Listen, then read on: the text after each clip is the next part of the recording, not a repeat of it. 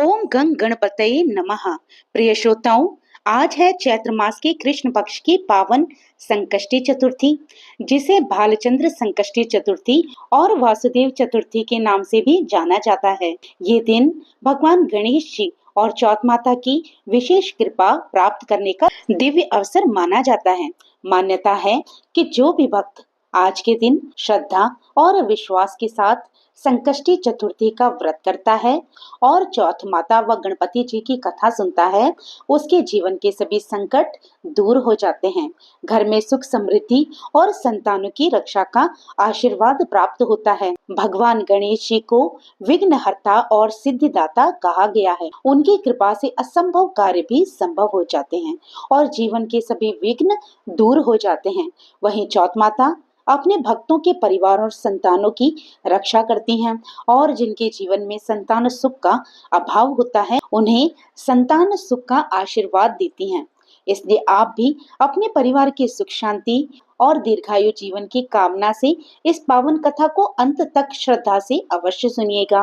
संभव है आज के इस पवित्र व्रत और कथा श्रवण से गणपति जी और चौथ माता की कृपा से आपके जीवन में भी सुख समृद्धि और मंगल की वर्षा हो जाए। तो आइए पहले हम सब मिलकर भगवान गणेश जी का स्मरण करें और फिर श्रद्धा के साथ संकष्टी चतुर्थी की पावन कथा का श्रवण करें।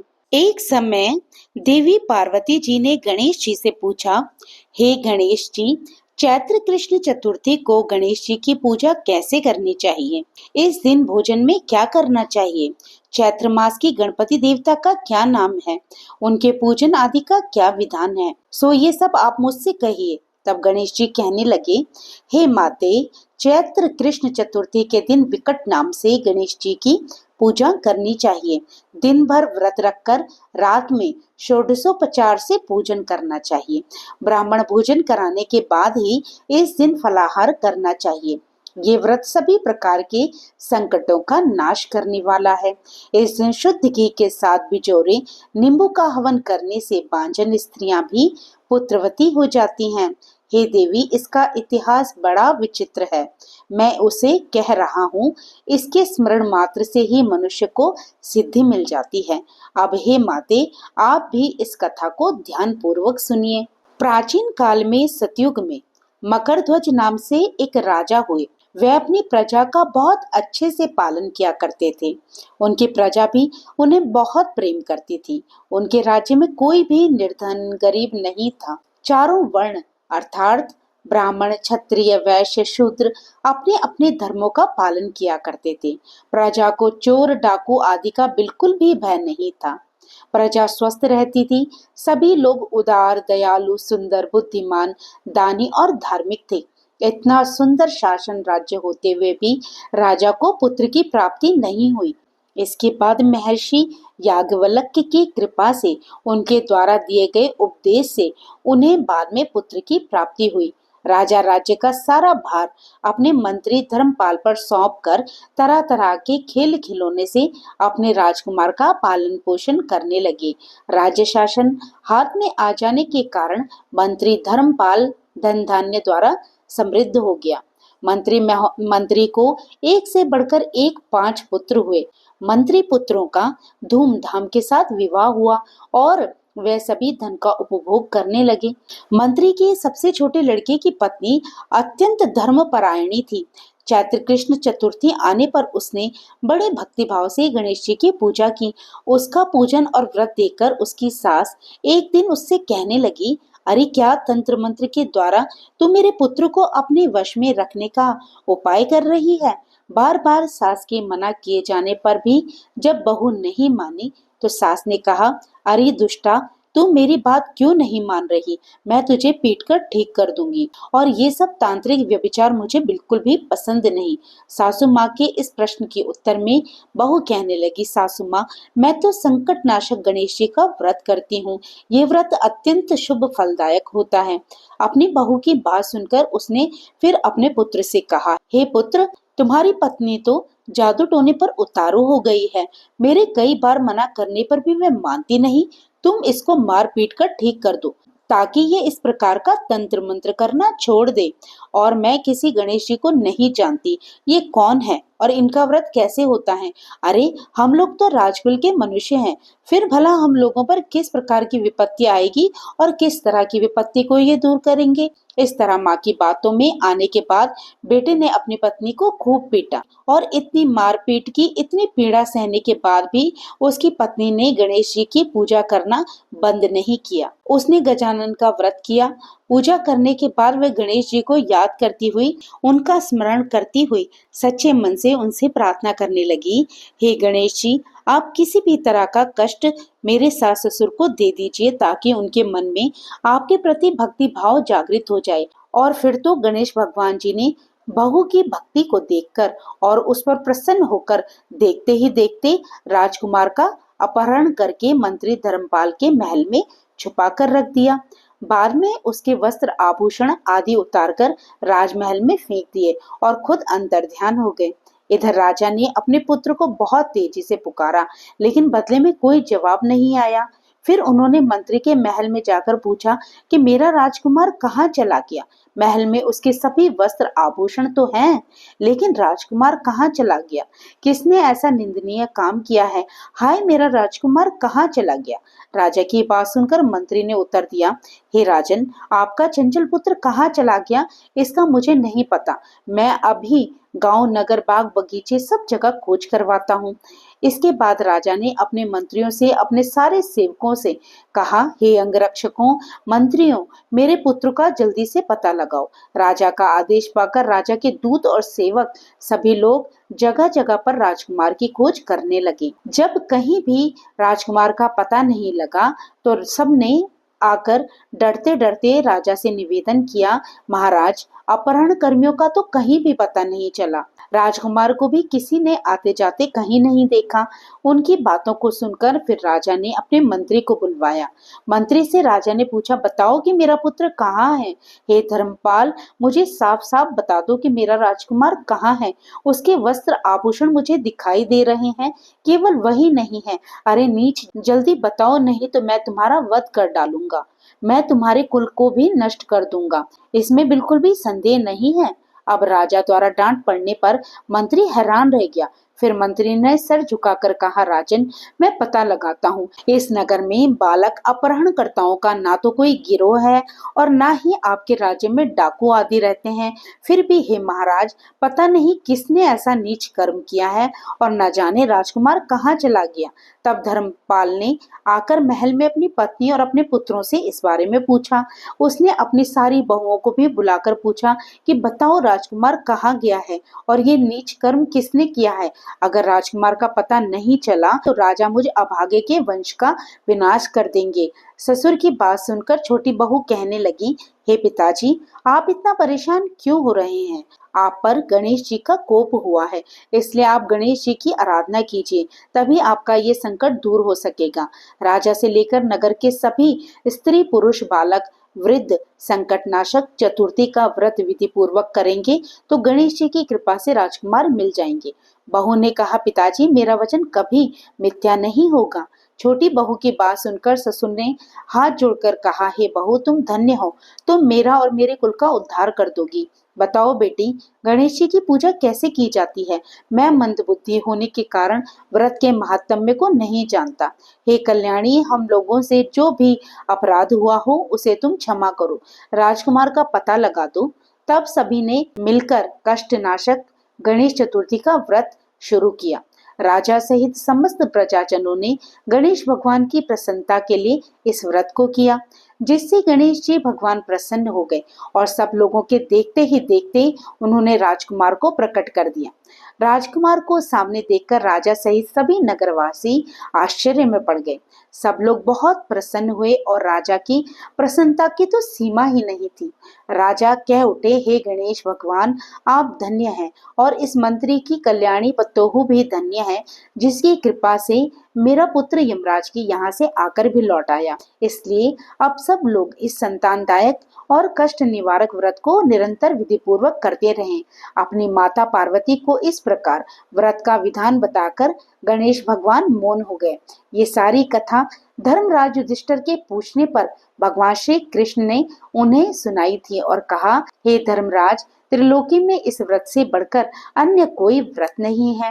हे धर्मराज, आप भी अपने नगर के और अपने समस्त क्लेशों के नाश के लिए इस व्रत को अवश्य कीजिए। श्री कृष्ण भगवान के श्री मुख से इस कथा को विस्तार पूर्वक सुनकर तब धर्मराज युधिष्ठिर ने भी भक्ति भाव से चैत्र कृष्ण चतुर्थी का व्रत किया और गणपति भगवान की कृपा से अपने खोए हुए राज्य को पुनः प्राप्त कर लिया।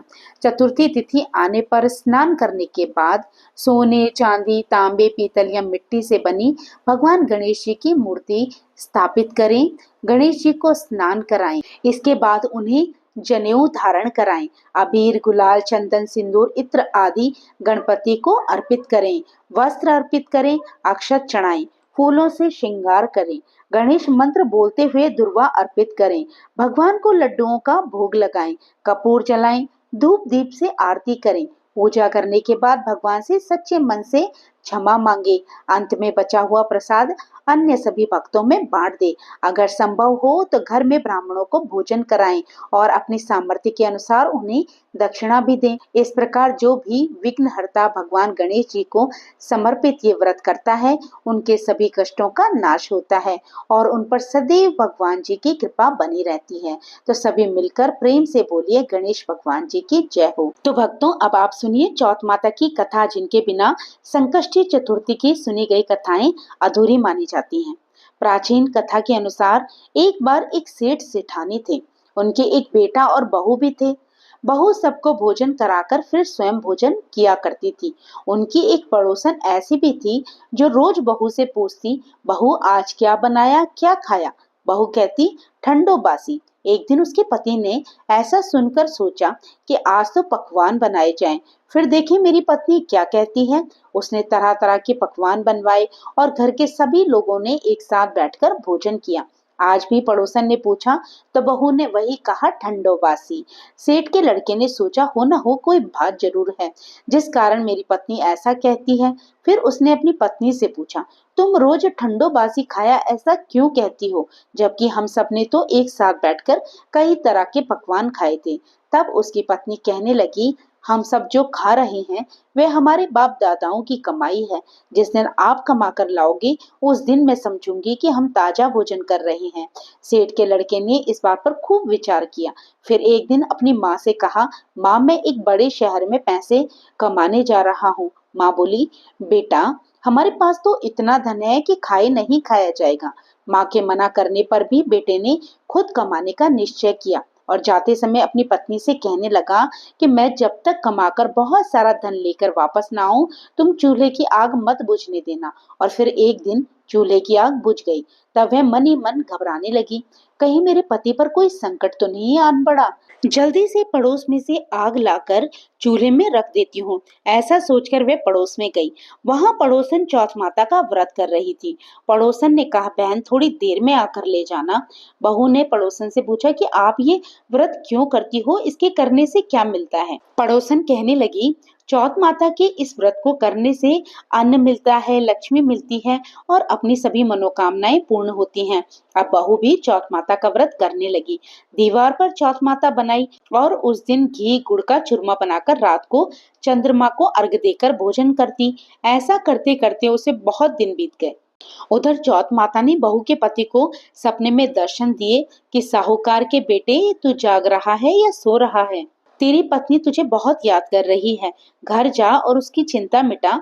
तू दुकान खोलकर कंकु केसर का पगलिया बनाकर बैठ जाना। आज तेरा सारा हिसाब किताब चुक जाएगा।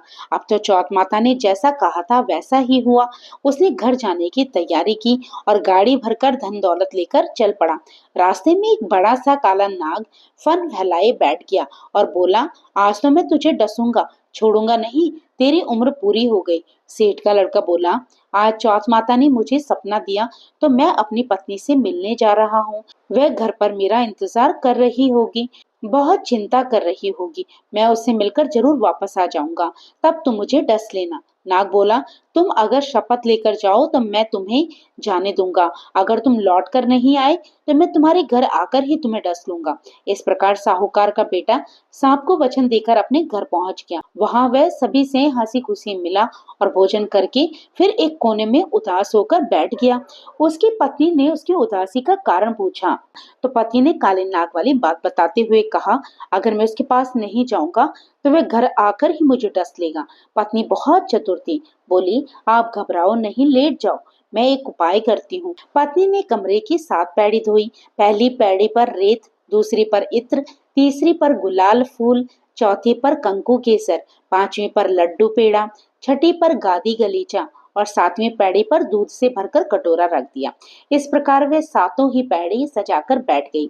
आधी रात होते ही वह नाग आकर पैड़ी चढ़ने लगा। पहली पेड़ी पर रेत पर लौट गया और कहने लगा, सेठ की बहू ने आराम तो बहुत दिया, लेकिन क्या करूं, वचन से बंधकर आया हूं, इसलिए डसूंगा तो जरूर। इस प्रकार सातों पैड़ियों पर वह नाग आराम करता और कहता कि डसूंगा तो जरूर। कमरे में जाने ही वाला था कि चौथ माता ने सोचा कि अगर मैं इसे नहीं बचाऊंगी तो संसार में धर्म कर्म और व्रत पूजन को कौन मानेगा। अब तो गणेश जी, चंद्रमा जी और चौथ माता ने साहूकार के बेटे को बचाने का विचार किया। चंद्रमा जी ने उजाला कर दिया, चौथ माता ढाल बन गई और गणेश जी ने तलवार लेकर नाग को मार दिया और ढाल से ढक दिया। बहू भी थकी हारी सो गई। दिन हुआ तो लोग बेटे से मिलने आए, परंतु बेटा बहू तो उठे ही नहीं थे। बहुत देर हो गई तो माँ उन्हें उठाने के लिए गई। माँ ने सातों पेड़ियों पर जो कुछ देखा तो बहुत घबराई और जोर से बेटे बहू को आवाज लगाई। बेटा बहू उठे तो देखा एक ढाल तलवार वहां पड़ी है। अब ढाल उठाई तो वहां काला नाग मरा हुआ पड़ा है। बेटा बहू ने सोचा कि आज तो धर्म कर्म ही आड़े आए, जो भगवान श्री गणेश और चौथ माता ने हमारी रक्षा की। हे चौथ माता, आपने जैसे सेठ के बेटे बहू की रक्षा की वैसे ही सबकी रक्षा करना। तो भक्तों, प्रेम से बोलिए, चौथ माता की जय हो। तो भक्तों, इस प्रकार गणेश जी और चौथ माता की कृपा से सेठ के बेटे और बहू के सभी संकट दूर हो गए और उनके जीवन में सुख समृद्धि और मंगल का वास हो गया। इसलिए कहा गया है, जो भी भक्त सच्चे मन, श्रद्धा और विश्वास के साथ संकष्टी चतुर्थी का व्रत करते हैं और ये पावन कथा सुनते हैं, उनके जीवन के सभी कष्ट और विघ्न दूर होते हैं। भगवान गणेश जी और चौथ माता की कृपा से उनके घर में सुख शांति और समृद्धि का वास होता है। हे विघ्नहर्ता गणपति जी, हमारे जीवन के सभी संकटों को दूर करें, हमें बल, बुद्धि, विद्या और सफलता का आशीर्वाद दें। हे चौथ माता, जैसे आपने अपने भक्तों की रक्षा की, वैसे ही हमारे घर परिवार के सभी संकट को दूर रखिएगा और हमारी रक्षा कीजिएगा। इसी मंगल कामना के साथ प्रेम से बोलिए, गणेश भगवान जी की जय हो, चौथ माता की जय हो। तो भक्तों, ये थी आज की संकष्टी गणेश चतुर्थी की कथा। आशा करती हूँ आपको ये कथा बेहद पसंद आई हो। अच्छी लगी हो तो प्लीज लाइक कीजिएगा और इसी प्रकार की कथाओं को आगे भी सुनने के लिए मेरे चैनल को सब्सक्राइब करना मत भूलिएगा। जय श्री कृष्णा, राधे राधे।